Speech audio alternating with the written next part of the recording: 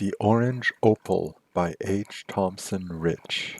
It was set in a ring of plain gold, a magnificent stone of at least 5 carats, and Westlin had worn it on his little finger for many years. There was a curious legend about it, handed down through generations in the family of the Hindu prince from which he had won it at cards one night in Calcutta. A legend to the effect that the stone would turn red as a ruby were ill fate likely to befall its owner, thus warning him that he might take steps to protect himself and modify his destiny. The time had been when Westlin and I were friends. That was in the East India Campaign, and after, when he was a young captain of Her Majesty the Queen, and I a lieutenant colonel. But with the passage of years, the love of a girl had come between us, and I was now his bitterest enemy, though I still professed friendship. I shall call the girl Cynthia. She was the daughter of one of the officers at the American Embassy in London, and our military standing brought us in touch with her socially. She was charming and gracious,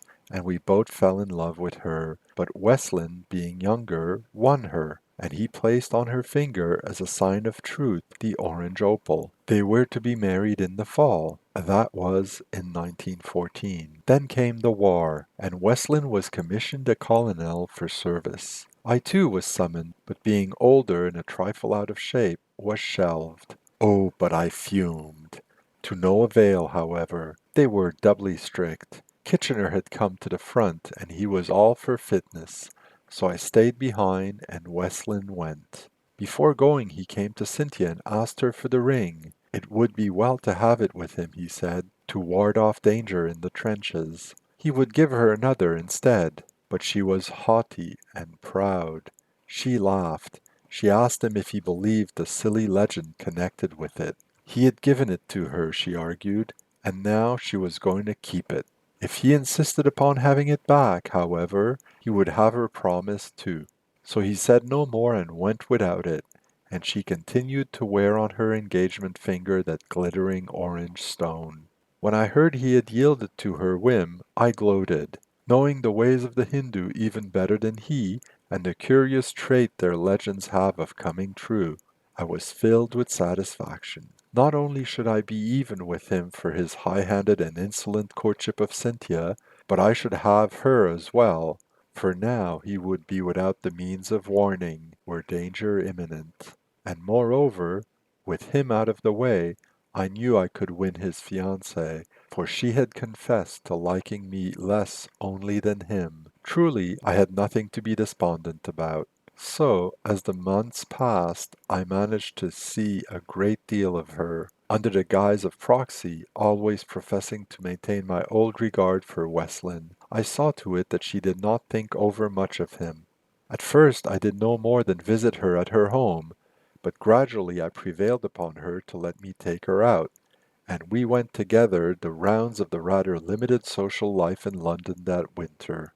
That set people talking, and somehow the rumor must have reached Westlin in muddy Flanders, for he wrote her sharply on the subject. Indignantly she showed me the letter. Then she took off the opal ring, and would have laid it aside, when I asked her if I might wear it. For, I explained, though he has offended you, my friendship for Westlin causes me to fear continually for his safety. Were I to have the ring always by me, I should then be able to watch it, and warn him if it should turn at any time to red. So you believe in the silly legend, too? For a moment disdain showed in her face. Then her eyes softened. Very well, she laughed. Take it. So I slipped it on my finger, Westlin's opal which he had given her in token of engagement. I truly think that had she realized its full significance, had she believed there was anything in the legend, she would never have parted with the ring. He had indeed offended her, but even so, it was no more than a momentary fit of anger. In her own heart she still loved Westlin. Yet it is none of my concern, I argued. I love her madly, and all is fair in love, at least. So I stilled my conscience and smothered my shame at using my former friend so badly, and had I thought she would have accepted me, then I would have proposed to her on the spot. But I knew that Westlin still came first with her, and that what she felt was nothing but a temporary annoyance and would soon pass. So though I hated to think of it thus, I knew that my only hope of winning her lay in Westland's death, and knowing this, I made of the ring an unholy, murderous shrine, watching it, forever watching it, praying that its clear orange hue would in some strange way deepen to red. And then, would I warn him? Ha ha! I would remain silent and let him die. Then I would go to Cynthia and ask her for her hand. So, through the weeks that followed, I watched and waited until, chancing to look at the ring one morning as I awoke, I beheld with shameful satisfaction that it had indeed changed its color during the night. For, so help me heaven, it was now flame red. How I ever kept the secret to myself during the days that then ensued, I do not know. Of course I could not wear the ring. That was out of the question, for its orange opal now burnt like a ruby. So I put it carefully away in a bureau drawer, and to Cynthia I made the excuse that I had discovered its setting was insecure and I was having it fixed. No one else, of course, knew enough about it to notice.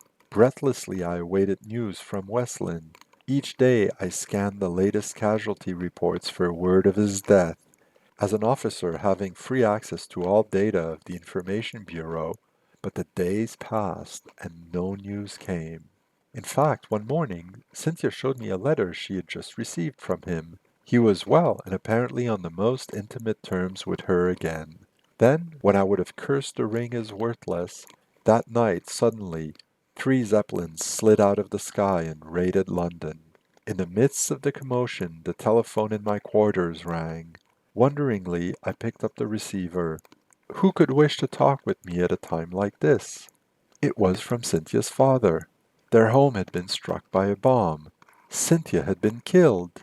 With a cry, I dropped the receiver and went to the bureau drawer in which I had laid the ring. Tremblingly, I took it out and held it up. As I feared, the red tint had gone. It was orange again.